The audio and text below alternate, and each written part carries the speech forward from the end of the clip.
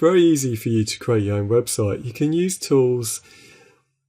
Nowadays, it's very easy for you to create your own website. You can use online tools that are free to use, and you can put together a website very quickly and very easily. Now, this is a website my friend Claire Ramos has made, and it looks gorgeous. And she just made it, this website, quite quickly, quite easily. And you can see she's got about page of info about her classes, and she has some really nice photos too. And she's got her contact page too. She teaches Brazilian samba and contemporary dance in Barcelona. So she used it using this tool, which is Wix, which is free to use and try out. And once she made a website, she posted it on her Facebook page, just mentioned her new website, and she got 28 likes already and loads of great comments too.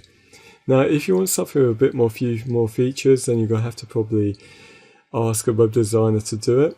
And here you can see there's an example from Arthur. He's an amazing samba teacher based in London. Really recommend you check out his classes.